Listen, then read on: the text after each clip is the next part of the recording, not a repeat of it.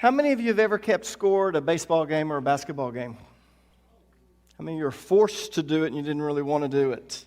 And they came to you and they handed you this score book. Well, if you kept score at a baseball game or a basketball game, you know what a score book is. And you also know that the first thing that you have to do is you have to write down the roster for both sides. In fact, I kept score for basketball a little bit this year. Boy, I'm getting so heavy. Did you notice my grunt when I leaned down to pick that up? But anyways, the first thing that you have to do is you have to write down the roster on both sides of the book. Now, a roster is a list of players. And next to each player's name, you have a place for their number and the position that they play. Well, chapter 12 in the book of Revelation is kind of like a score book. All of the key players on both sides are listed, along with the role that they play in the last half of the tribulation. So you need to think of it as kind of, or I'm talking about the last half of the tribulation. You need to kind of think of it as the last half of a game. Now, if you looked at the score book in Revelation, you would find a list of these players on God's side, and you would find a list of players on the enemy's side. You've got on God's side the woman, the child, the archangel Michael, and the remnant. On the enemy's side, of course, you've got the dragon, the Antichrist, and the false prophet. Though the Antichrist and the false prophet aren't really mentioned until we get to chapter 13, but immediately when we get to chapter 13, verse number 1, we see them come on the scene.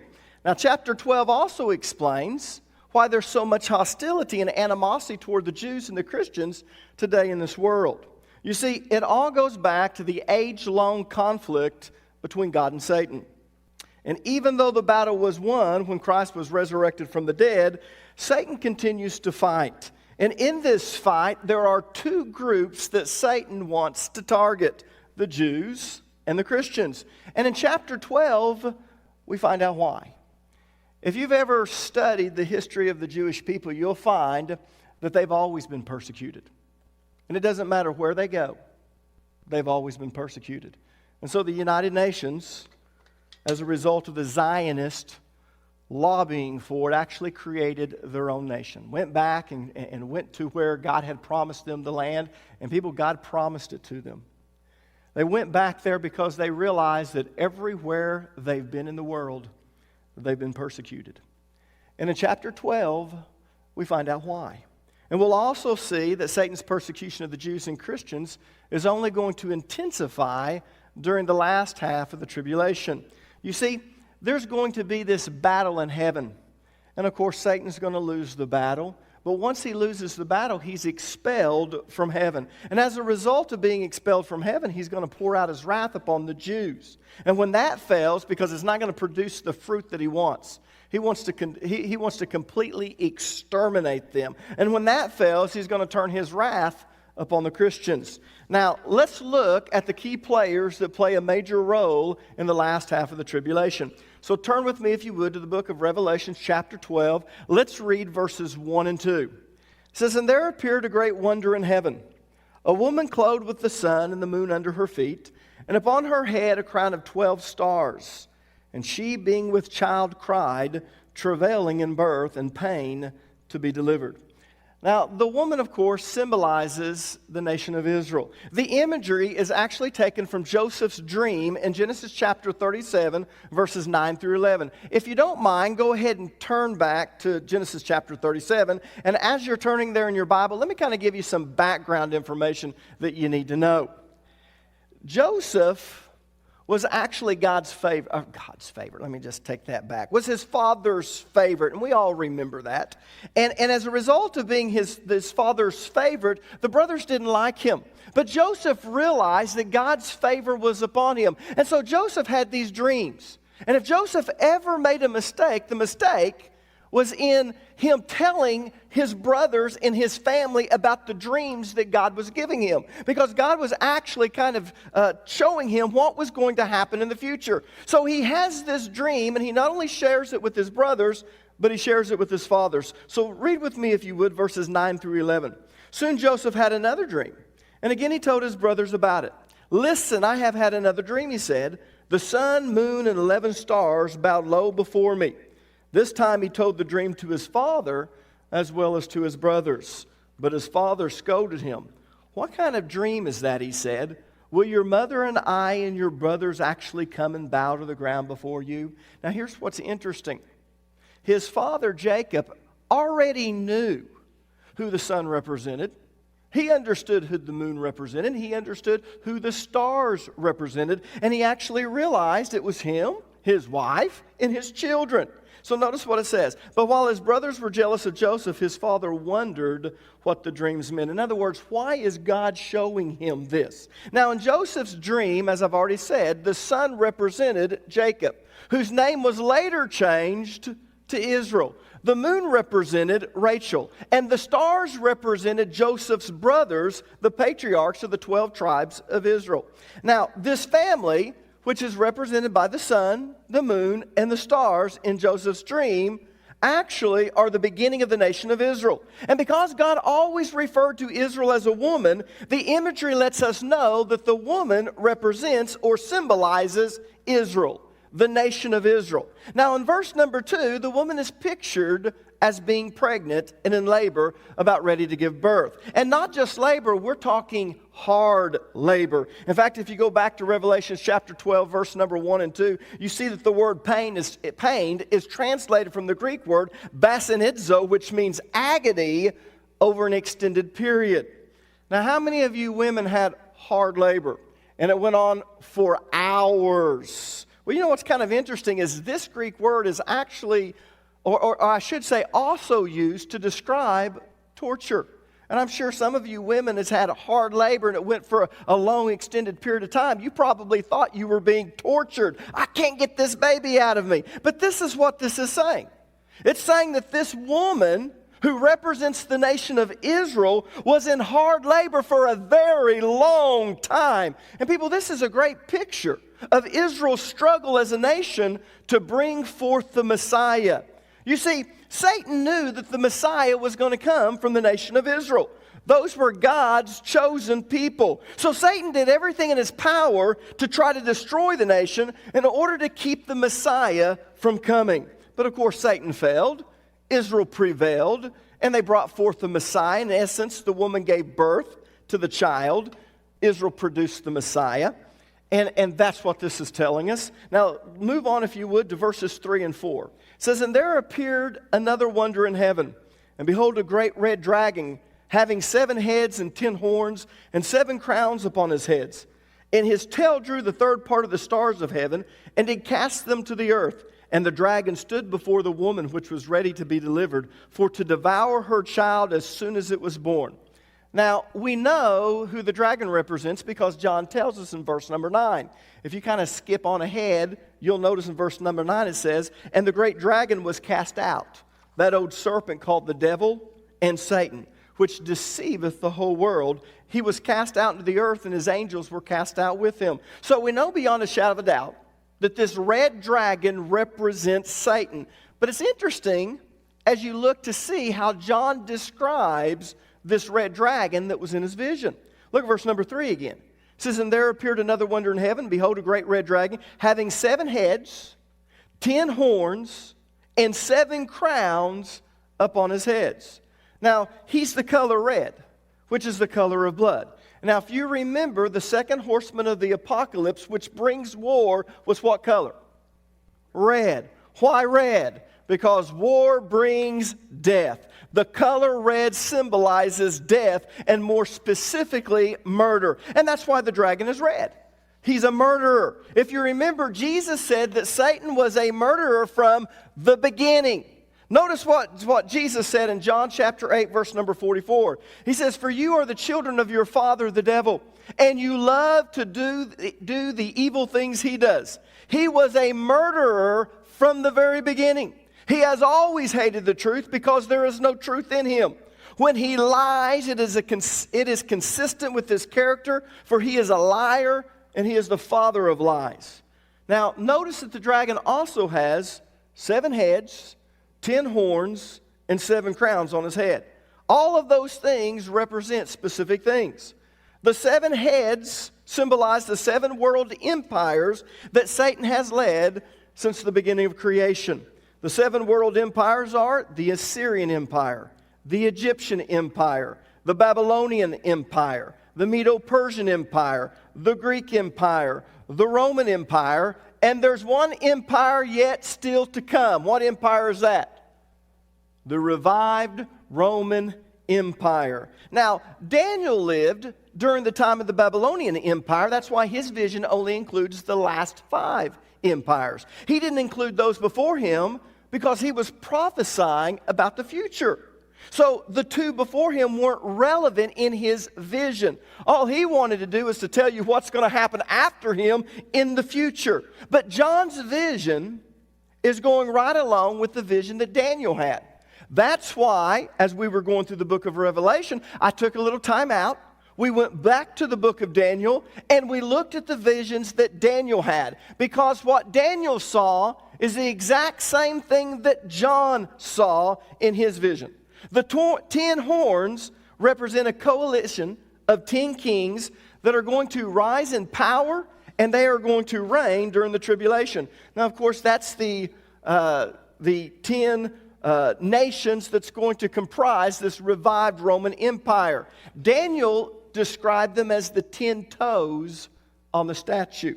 The Antichrist is going to subdue 3 of the 10 kings. Remember, Daniel already told us that. So their power will ultimately be concentrated into 7 crowns. But all of these kings are going to give their authority to the Antichrist, though they retain their autonomy. Now, if you read ahead, and this is what's interesting, you'll notice that the beast that comes out of the sea in chapter 13, verse number 1, looks a whole lot like the red dragon. It's almost like they're twins. Look at verse number 1 in chapter 13. And I stood upon the sand of the sea, and I saw a beast rise up out of the sea, having 7 heads and 10 horns, and upon his horns 10 crowns, and upon his heads the name of blasphemy. Notice how similar the red dragon is to the beast that comes up out of the sea. Why are they so similar? Why in the world, when John saw the red dragon that we know as Satan, why did he also look like the beast that comes up out of the sea? Well, here's why they're so similar. It's because Satan is going to be controlling this beast, just as he's controlled all of the world empires before this last empire comes into being. As I said, he will cause the 10 horns, which are the 10 rulers, to give their authority to the Antichrist, who's going to be possessed by Satan himself. So ultimately, Satan will be running the show through the Antichrist. And so in John's vision, when he sees Satan, he actually sees him the epitome of this vision of all the nations that's been and that's going to culminate into the very end, because Satan's been behind all of this from the very beginning, and he will be behind the final showdown in the last half of the tribulation. Now, look back at the first part of verse number 4 in chapter 12 of Revelation. It says, "And his tail," talking about the dragon's tail, "drew the third part of the stars of heaven and did cast them to the earth." Now, what is this talking about?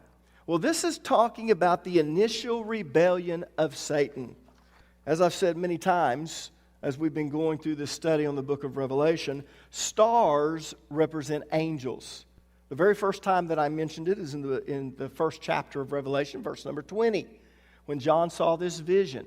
Notice what John says in verse number 20. "The mystery of the 7 stars which thou sawest in my right hand, and the 7 golden candlesticks. The 7 stars are the angels of the 7 churches."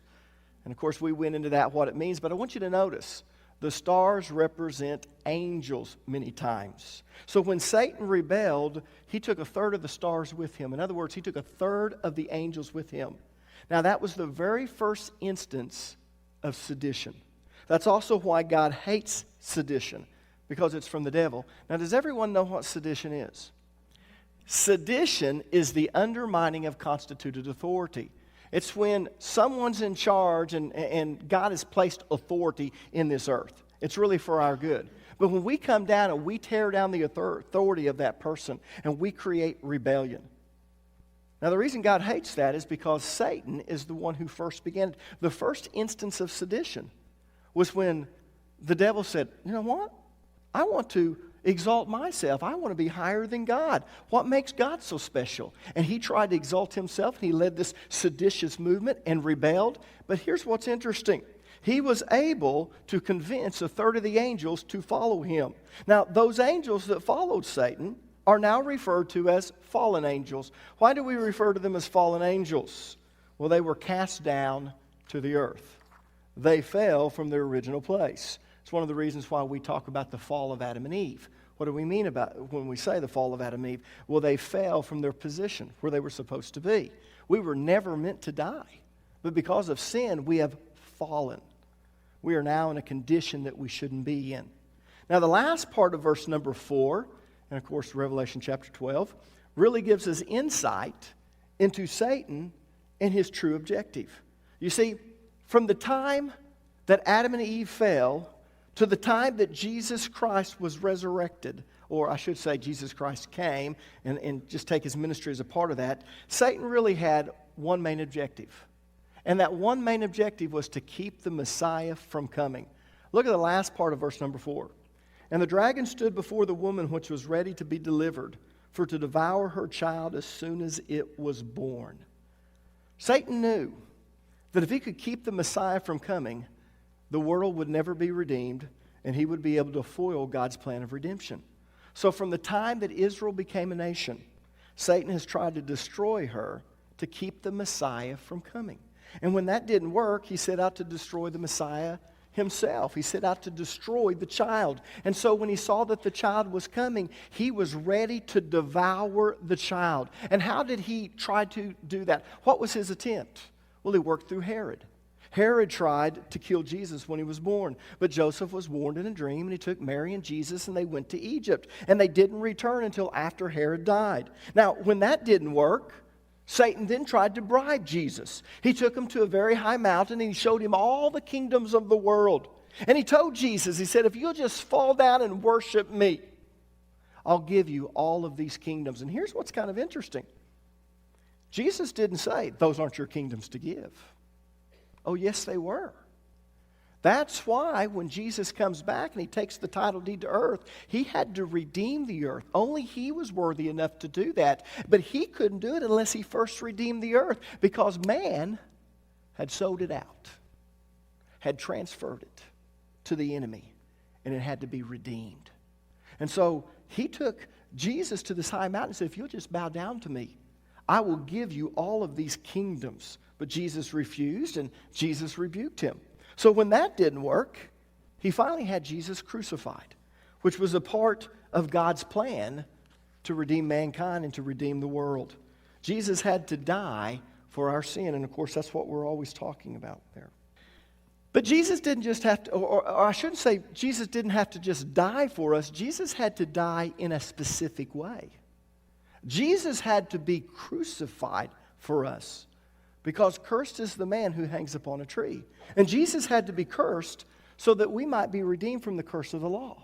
If you're taking notes, I want you to write this down, because this is very important. And most people don't understand this.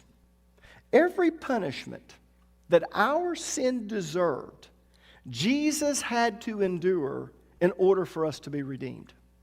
Let me say that again, because that's so important. Most people don't realize that. Every punishment that our sin deserved, Jesus had to endure in order for us to be redeemed. Our sin brought upon us a curse. So Jesus had to become a curse for us. And in order to do that, he had to be crucified. But had Satan known that, had he known that by crucifying Jesus, he was actually fulfilling God's plan of redemption, he never would have done that. Do you remember what Paul wrote in the book of 1 Corinthians chapter 2, verses 7 through 8? Go ahead and turn there if you don't mind. Let's read that. He says, no, the wisdom we speak of is the mystery of God. His plan that was previously hidden, even though he made it for our ultimate glory before the world began. But the rulers of this world had not understood it. If they had, they would not have crucified our glorious Lord. Now, some people misunderstand what that's saying. They think it says that, well, you know, if the Jewish leaders, if they would have understood that he was the Messiah, they would have embraced him. They never would have crucified. No, that's not what that's saying.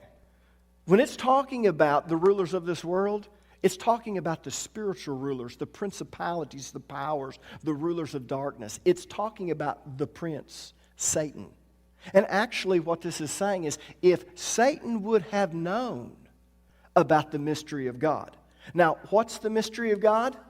We've gone into detail what the mystery of God is. We looked at it in chapter 10. We looked at it in chapter 11. What is the mystery of God? Because now it's time for the mystery of God to be fulfilled. What is the mystery of God? God's plan of redemption. You're right. The mystery of God is God's plan of redemption. And the reason God had to keep it a mystery, and the reason He had to actually just share it a little bit at a time to His prophets and kind of keep it secret and hidden, because Paul tells us, had Satan known, had the rulers of this world known, they never would have crucified Jesus. So had Satan known that crucifixion was a part of God's redemptive plan, he never would have crucified Him. But he didn't know until it was too late, until Jesus Christ was resurrected from the dead. Look at verse 5. And she brought forth a man-child who was to rule all nations with a rod of iron. Now, of course, the red dragon's there to devour, but he doesn't get a chance to. And her child was caught up unto God into His throne. The child, of course, is the Messiah, Jesus Christ. He will rule the nations with a rod of iron during the millennium. Now, I want you to notice something. John does something that probably none of us would have done. In fact, I don't believe that John did it on his own. Of course, he's just writing down what he sees in the vision. But have you noticed what John omitted, what John left out? The Messiah was born, and He ascended to heaven. What's the two most important things that Jesus did? He died, and He was resurrected. People, we're going to have Easter a week after Sunday. We're going to focus, we're going to concentrate on the death of Jesus Christ on the cross and the resurrection. So you would think that He would say, the child was born, He died, He was resurrected, and then He ascended to God. But He doesn't do that. John omits the death and the resurrection of Jesus, and he goes right to the ascension. Look at the last part of verse 4. And her child was caught up unto God into His throne. Now, people, there's a reason why John omitted the death and resurrection of Jesus and went right to the ascension. It's because he wanted to emphasize the child's destiny.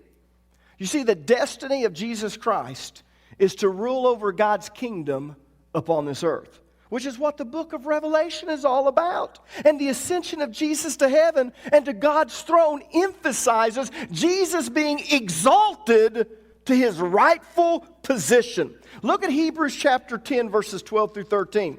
But our high priest, who's he talking about? He's talking about Jesus Christ. Offered Himself to God as a single sacrifice for sins, good for all time. Then He, talking about Jesus Christ, sat down in the place of honor at God's right hand. There He waits until His enemies are humbled and made a footstool under His feet. Now, people, I'm telling you, Jesus' ascension to the throne of God emphasizes the fact that His part in the redemption process, His part in the mystery of God is finished.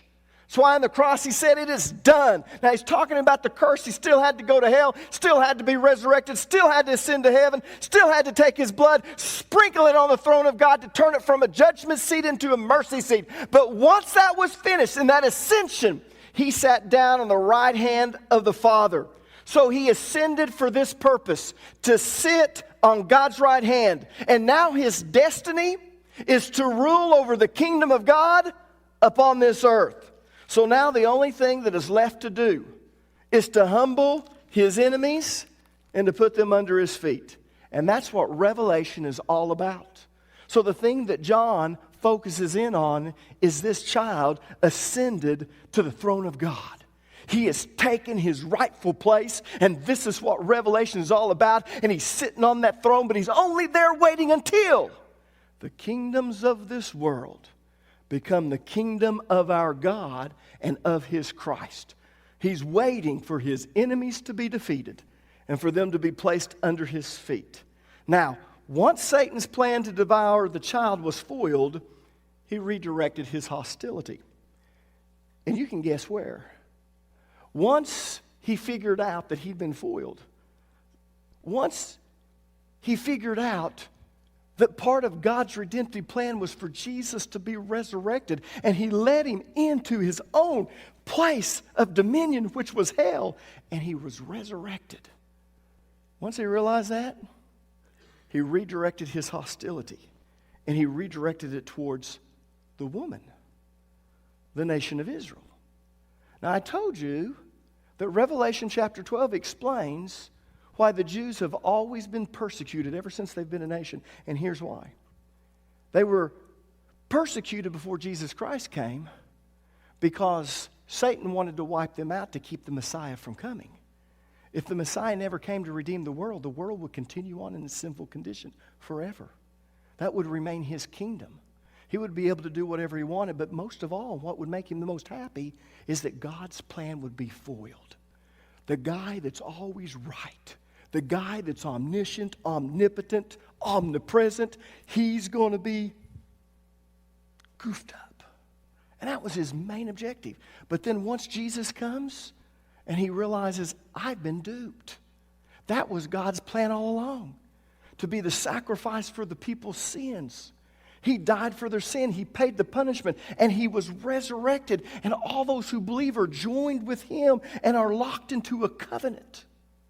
And once he realized that, now all he can do is redirect his hostility. And he's redirected his hostility to the woman who gave birth to the child. That's why the Jews have always been persecuted. Before Jesus came, to keep him from coming, and after Jesus was resurrected, because the woman brought forth the Messiah. Isn't that something? Look at verse number 6.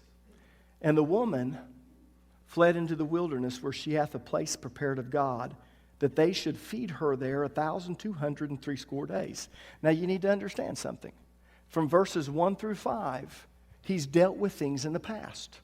John wanted to explain, number 1, why there's evil in this world. Number 2, why Satan's done what he's done. Number 3, why have the Jews always been persecuted? And so he's actually kind of talked about everything that's in the past.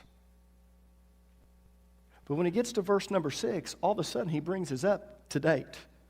We're talking about, when I say up to date, to the point of the 7th trumpet being blown. We're at the midpoint of the tribulation. And I'm going to show you why I know that in just a second. But notice what it says. And the woman fled into the wilderness, where she hath a place prepared of God, or by God, that they should feed her there 1,260 days. Now, the reason the woman is fleeing to the wilderness is because the abomination of desolation has taken place. Remember, we've already studied that. Notice that God has prepared a place for her in the wilderness. And how long is he going to feed her? And who does the woman represent? Israel. How long is he going to feed her in the wilderness? 1,260 days, which is 3.5 years. That tells us that Israel is going to flee to the wilderness at the midpoint of the tribulation. So all of a sudden, John kind of stops from his history lesson, and he says, all right, now you kind of know the background. You know what's taking place. You understand about the woman, who she represents. You understand the child. You understand the dragon and what he's tried to do. Now let's bring you up to where we're at in the book of Revelation. We're at the midpoint of the tribulation, and the woman has to flee to the wilderness, but God is there to take care of her, and he's going to feed her for 1,260 days, which means that the woman, the nation of Israel, is going to remain in the wilderness for the duration of the last half of the tribulation. Now, how long will the last half of the tribulation last? 1,260 days, 3.5 years. But the reason that Israel flees to the wilderness is because of the abomination of desolation. Jesus spoke about that, and we've read it before, but we're going to read it again. Look at what Jesus said in Matthew 24, verses 15 through 16. When you therefore see the abomination of desolation spoken of by Daniel the prophet standing in the holy place, whosoever readeth this, let him understand. Then let them which be in Judea flee into the mountains. So the Jews in Jerusalem, those in Judea, are going to flee when the abomination of desolation occurs. And again, I know this is repetitious, but I want to drive it home. When does the abomination of desolation take place according to Daniel? At the midpoint of the tribulation. We're getting all of this down. I mean, God is just continually pounding it into us. How long this tribulation's going to be, how long the first half will be, how long the second half will be, who's going to be persecuting, who's going to be the persecuted. Now, where do you think Israel is going to flee to? It just says the wilderness. Well, most scholars believe that it's Petra, and I believe that too. Petra is located about 20 miles south of the Dead Sea. It's located in present-day Jordan in the mountains. This is mountainous terrain, actually from the Dead Sea all the way to the Gulf of Aqaba. And inside of that, there's this natural valley with mountains surrounding it. But it's a perfect place to go in the wilderness to seek safety. First of all, there's only one way in to Petra, and it's through a crack in one of the mountains that surrounds the city of Petra. That crack is 1 mile long. If you go back to Israel with us, we're going to extend it if you have the time. We'll go for either 10 or 14 days. We'll try and get the best deal that we can, but we'll try and see Petra at the end. When you start walking to Petra, it takes a mile, or you walk a mile, kind of downhill. It's a nice little thing. The wind is really coming through there. It's nice and cool because the cliffs are so high and the sun's not really hitting you. It's when you start coming back, right, Mom? That's when it hits you. But it's about a mile long. And at times, this crack in the mountain that you're walking through is only about 5 to 6 feet wide. And at other times, it's 30 to 40 feet wide. Now, from the ground, when you're walking in this crack, from the ground or the floor to the top of the mountain, it's about 1,000 feet. So tall that sometimes you're completely shaded from the sun. We went about noon, 12 o'clock. And you know, because the sun should have been right up the top, sometimes where you got, you couldn't even see it. It was just shaded where we were. Now, here's a good picture, if you don't mind, of the entryway to Petra. Go ahead and pop that up. We're just starting to come into that. In fact, let me just see if I can. In the day of the Nabateans, who actually carved this city into the rock, and we're going to see this a little bit later, they actually had an arch. You see that arch that's starting to come? It's since fallen down. But if you'll notice this crack, and what's kind of interesting is the way the contour of the rock is, when you're walking through it, you notice the contour of the other side fits it like a glove. Literally, this is just a crack in the mountain. Now, it starts off kind of wide, but as you begin to walk through there, you begin to see at some places it's only 5 to 6 feet, as I said. In other places, it's 30 to 40 feet. Here's some more pictures of the crack in the mountain that leads to Petra. Let's go ahead and go through that if you don't mind. Here's kind of a wide spot. You can see it. Now move on to the next one if you don't mind. Now it's starting to get narrow. Can you see that right through there? So we were in a wide spot and we were in a narrow spot. And what's interesting, if you notice, this kind of leans back this way. This leans towards it. Literally. Now, of course, some things have been eroded by wind and by rain. But you can see where literally it just cracked. And if you remember, you're walking through this crack in a mountain that's over a mile long.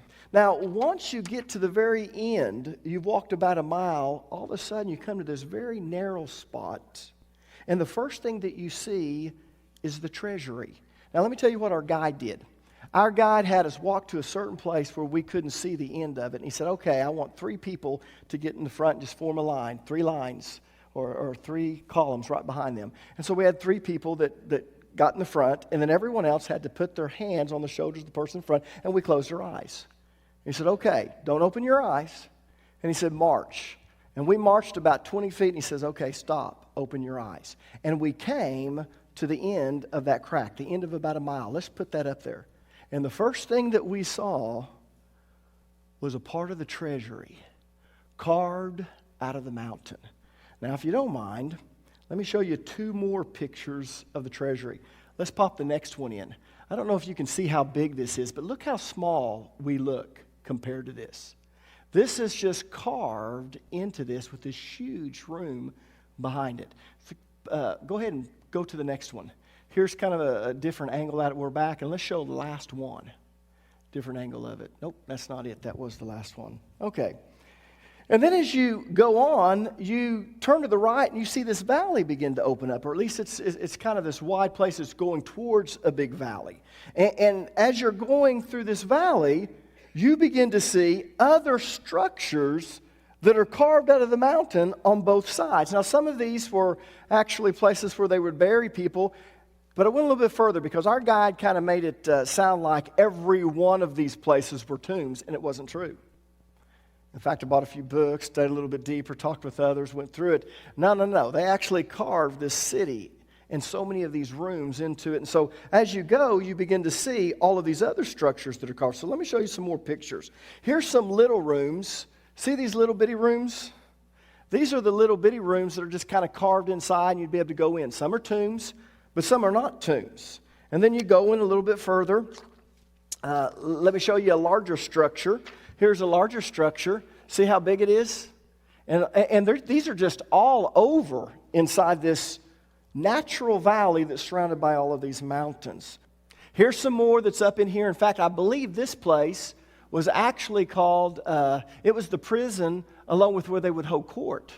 Because what they did is actually had bars on these places, and inside was their court. So if you had someone maybe that got out of hand, they would come to the courthouse, and then they had places to lock people up. Let's move on to the next one. Here's some more structures, and you can see how large these are because here we're standing a long ways. These people are standing a long ways away. Look at these people next to the structure. Can you see how huge these things are? Now, as I said, the valley of Petra, in fact, it moves along, and it's not just one big valley. It kind of goes off into branches, but there's mountains, and these mountains are such that you can't get through them. You can only get through to Petra through this one way. Now, I'm not saying an individual couldn't climb over the mountains and take enough food, and he climbs down and he continues.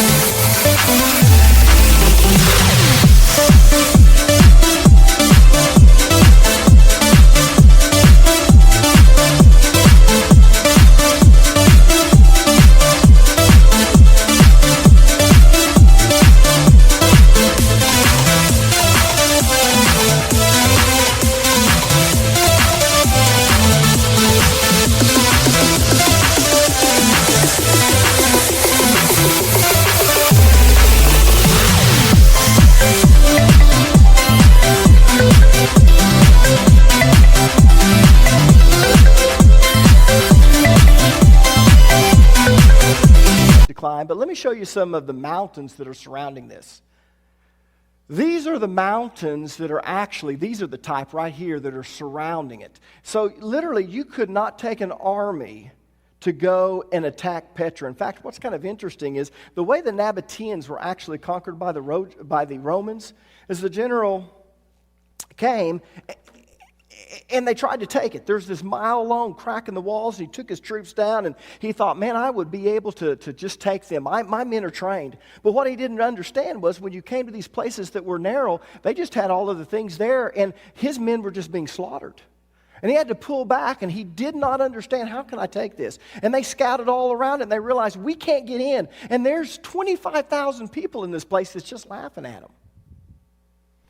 And then one of his men are leaning up against the side. And when he does, he breaks a tile piece that's been covered over by dirt.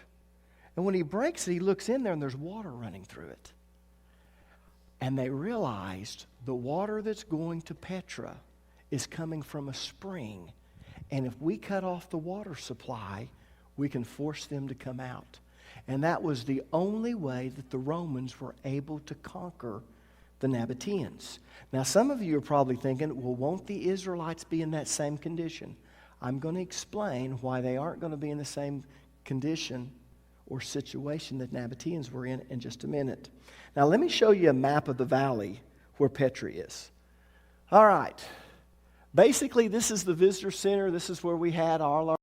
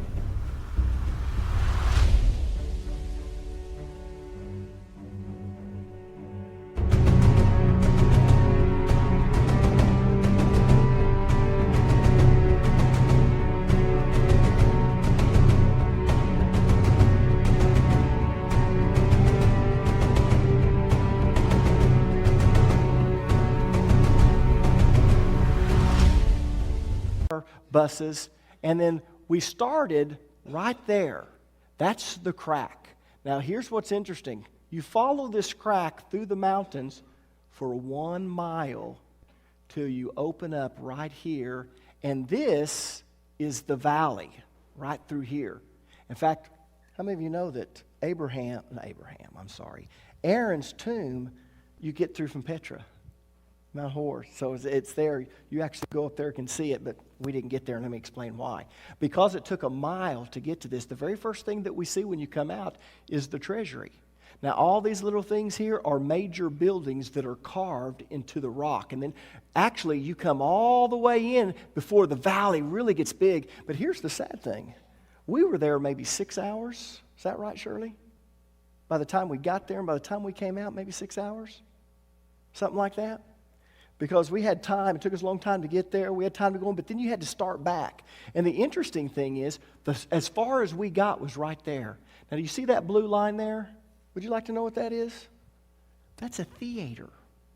They carved a theater out of this rock, and it seated about 5,000 people. In fact, let me show you a picture of the theater if you don't mind. Look at this theater. Here's what's kind of interesting. If you're rich enough, there's your boxes. Oh, yeah. And they had this elevated floor, and of course it's been torn down since then and came in, but this seated about 5,000 people. Now, can we go backwards to look at the map? Okay, that's where the theater is. We entered in right here to see the treasury, and we went about right there, and I bet we went another half a mile to get to that point, and we still didn't get to the point where it opens up. Now, they had all of these homes, places for cattle, all of these people actually lived in this huge valley, and the wilderness was their protection. No one ever built a better fort than what they had. And that was as far as we got. Now, when we had to go back, because if you were not at the bus, and let me tell you, we had a person on in our group that got left twice. Same guy. I couldn't believe it. But if you didn't get back to the bus, man, we're on a time frame, and so they would leave. So on our way back, I want to show you what the crack looks like. Let's hit that. Okay, now the treasury is on this side, and we're getting ready to go back out, and that's the crack. And these isn't as tall as it gets as you get further on in the middle of that. But notice these people here, and there's the crack as we get ready to head back. Now, if you remember, it said, and God will feed them for 1,260 days. When it says that God will feed them, it means that God will supernaturally take care of their needs. It means that God is going to take care of it. Now, I personally believe that God is going to feed them with manna, just as he did the first time the children of Israel were in the wilderness. And I believe, just as Moses struck the rock and water came out, God is going to supernaturally provide the water. And they're going to have their eyes opened, because I believe that a few of the remnant, the 144,000, are going to be there with them. And he's got a perfect theater for when they come together and different places to begin to say, just as Moses did this, and he'll be able to take them through the Word of God and show them we are at the midpoint of the tribulation. We're going to be here for 3.5 more years. And God's going to supernaturally take care of them, and their eyes are going to be opened. And when Jesus Christ returns, they're going to look upon the one they pierced, but they're going to receive him as their Lord. Now, at the precise time that Israel is fleeing to the wilderness, a battle takes place in heaven. Not on the earth, in heaven.